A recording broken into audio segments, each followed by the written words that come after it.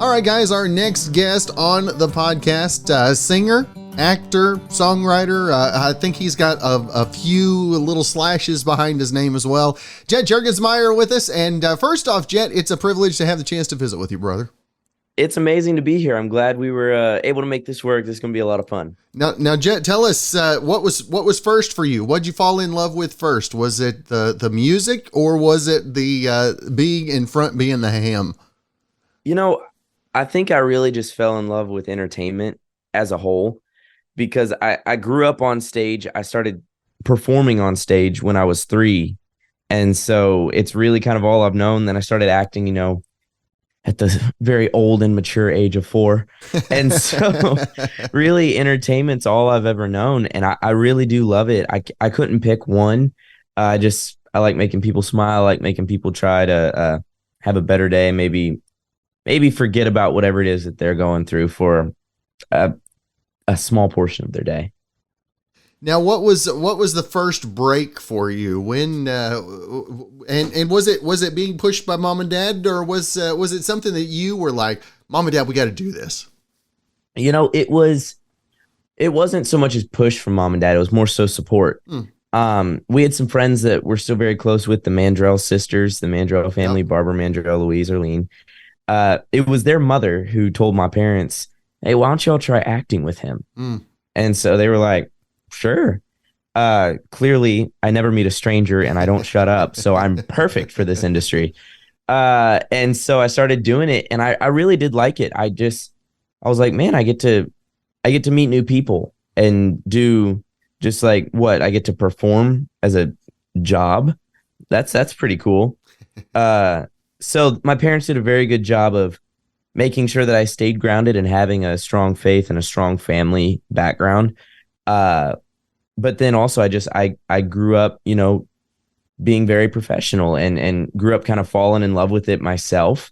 So it wasn't so much as them pushing it. It was more so them supporting it.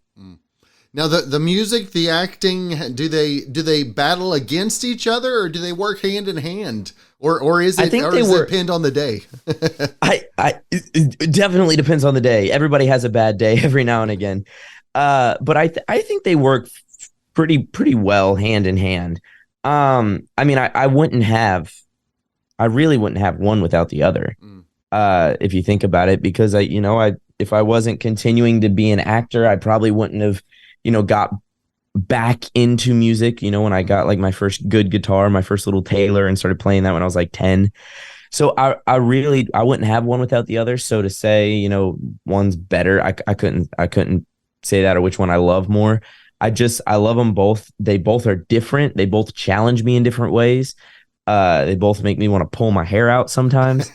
And they both have those ups and downs. That you'll find that in every industry. You'll find that no matter what you're doing. If you work at a gas station, you're going to have some crappy customers coming in. I can only imagine. That's a job that I would never want to have, because I couldn't put up with people like that. So it's always just those ups and downs. But they definitely complement each other. They've turned me, acting's really helped me with how I am when I'm on stage performing in front of people. Being a musician really challenges me to getting comfortable of trying things out of my comfort zone, playing genres I'm not used to, playing songs that I've heard 2 times, but somebody drops a 10 in the tip jar and is like, play this. And I'm like, all right, I got you. I got this. So they're definitely, I think they're complementary to one another. Now, for you, in getting into character, for you, do you look at that kind of like the process of songwriting and getting into the meat and potatoes of a songwrite too? It definitely does have, like I said, they're complementary. So they definitely have their similarities. And as far as, just making sure that you're in the right headspace, the right mindset for it. What I try to do when it comes to songwriting is, if I know my co-writers going in, if it's not like a new one where I'm writing with new people, if I know that one of my co-writers is typically someone who's always got a cool hook and always got some lyrics that they've been dying to write to, but have no idea what progression or melody to go with, I'm going to try to bring a melody and a chord progression into that. I think the same goes for acting. When it comes to what the show or the movie needs, it's like, all right, well, let me try to add that with my character. If that fits my character, I'm going to try to add that element that the show needs. So I think it really just takes sitting down with the director, the producer, the writer, and being like, all right, what do y'all want from this? What do you guys want me to bring you from this character's perspective? And I think I think that's something people can do with everything in life. Take at it, how can you make yourself original? How can you make yourself stand out? What can you do that really sets you apart from other people? That's right. Now tell us the single Falling 2. Where did this one come from, and how excited are you to get feedback on your personal work as well? Well, first of all, I'm very excited. So far, the feedback has been pretty good. I'm sure there's some YouTube comments way in the depths of the music video that's complaining about something. It's like, oh, that guitar, I can't handle the effect of the reverb's too much on there. There's always somebody. Right. You can't please everybody. But so far it's been amazing. Everybody has been just so welcoming of the song and been able to relate to the story. Everybody's been young, everybody's been in love, everybody's fallen for someone, thought they were the one. So I think that the song really tells that story, and the music video does it as well. When it came up, you asked kind of how it came about. I sat down to write with Kyle, Brian, and Pearson, who I wrote the song with, and for an hour and a half, we had nothing. We had no ideas. We were throwing wet noodles against the wall. That's how I describe it. Throwing wet noodles against the wall, seeing which one sticks. None of them were sticking. Nothing was working. And Kyle just kind of started, out of pure boredom, playing, the simplest chord progression known to man, 1 6 4 5. Yep. And Brian kind of mumbled what ended up being the first 2 lines of the song. And I sat up in my seat real quick, and I was laid back on Pearson's couch. I was like, oh my gosh, guys, we got nothing. And Brian sang those lines, and I sat up and I said, can we sit on that for like 20 minutes and see whatever that was? That was pretty cool.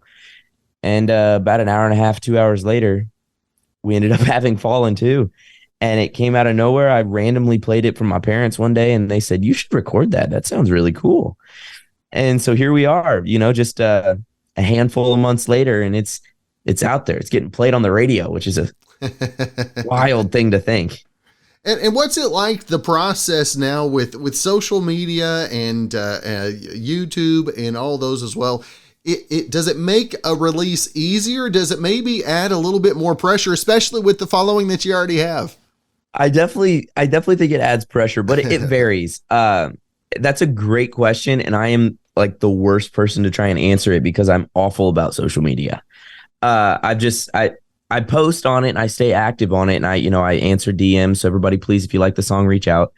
But I'm awful. I'm not someone that sits on social media. I don't know the algorithm. I don't know what's popular. I don't know the trending hashtags. I don't know if you're supposed to put hashtags, too many, not enough. What am I supposed to do? So it's always changing. There's always somebody that's talking about it. So I definitely think it adds a little bit of pressure for me personally, because leading up to Falling 2, it was like posting every day about the song.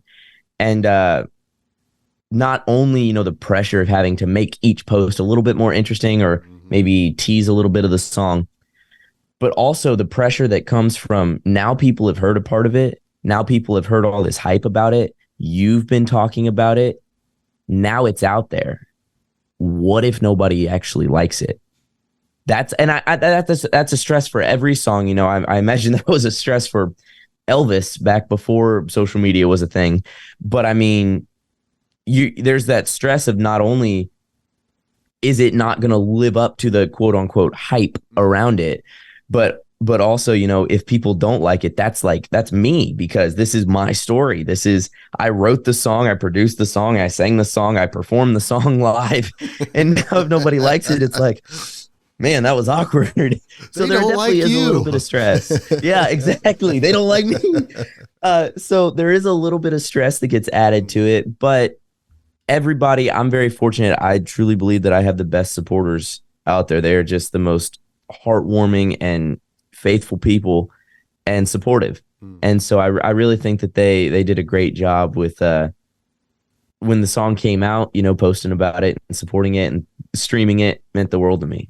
That's cool. Now, aside from the releases, what's the live performance for you, getting up and performing live now as opposed to, say, the first time you had the opportunity to get up and play? The same high that it has always been every time you get up there. It's funny, on stage is where I think, or when I'm in front of people is where I think I actually sound the best, which is really interesting. I'm my worst critic. So if I record myself performing at home in this little studio, I think I sound completely awful. And then I post that stuff on Instagram and I'm like, what am I doing? This is what? But then I get in front of, you know, 3 people and I just play an original song and I'm like, oh, that actually felt pretty good. That bridge came in right. Yeah, I hit that right. That sounded all right. So I love performing in front of people. It's what I grew up doing. You know, we talked about that for a bit. It's what I've always loved. It's what I originally fell in love with, was entertaining people. And so I absolutely love doing it. I love, you know, this year I started playing some gigs on Broadway, downtown Nashville. Yeah. And that's fun because you get just the melting pot that Nashville is, because you're not just getting, you know, George Strait and Luke Combs requested. You're getting people you've never heard of. But I go back and then I sit in here and I turn my speakers on and I listen to the music people requested that I'd never heard of. And I'm like, all right, well, I'm a fan now. And now I learned that song. So the next time somebody comes in and requests that obscure artist, I got that in my back pocket. Next time, if I see you live in person, I'm going to request BTS and I'm going to want a dance move with it. Oh my goodness. Just saying. Oh man. I will say their song Dynamite is actually pretty fun. That song makes me get a little jumping and jiving. Light it up like dynamite. That's good stuff. Now Jet, what other projects you got on the horizon? Ooh, that's a good one. Well, I have a new album that's in the works right now, and we are, this close to having that thing done. And I'm really shooting for like the start of 2024 to release that. So that's very exciting. We have 4 songs completely done. We're going into the studio, I believe, next month, doing 4 more. And I personally would like to have 10 songs on that album. So I'll keep you all updated on that. I like to usually save room for 2 songs that I might write last minute that are like, this has to be on that album, because that happened with the last one. That's why the last album had 13 songs. It was only supposed to have 12. And I wrote the 12th, and then the next day I wrote what ended up being the 13th. Yeah. And it just happened to fit me. And I was like, this needs to be on there. So I'm always going to end up leaving like 2 spaces for those last minute songs. I do have a new single that's going to be coming out next month, which I'm very excited for. I'll be posting about that on social media. I want to say it's around the 14th, September 14th. I don't quote me on that. So I'll let you all know about that. I'll be posting about it. I'm very, very excited about that. That song, this next song is going to be something that's just a little bit different, shows my inspiration from various genres that aren't what I kind of grew up listening to. So like this one was really inspired by Billy Joel. So that's something that's a little bit different. And I'm really, really excited for people to hear that. And I can't believe the support that's been behind Falling too. And I hope that it carries over to the next one. That's awesome. That's awesome. Well, Jet, I always want to make sure and let our listeners and our viewers know, even though you don't post all the time like you're supposed to, where the best place to find you? Oh, it's all good. I'm just as bad. Website, socials, the music, where they can find everything, brother. All of it, everything from X, not Twitter anymore, X, to TikTok, to my website. It's all under my name, Jet Jurgensmeyer. It's Jet with 1 T like a plane. Jurgensmeyer. If you just type in JUR, I'll pop up, because there's not many Jet Jurgensmeyers out there, believe it or not. It's not a super common name.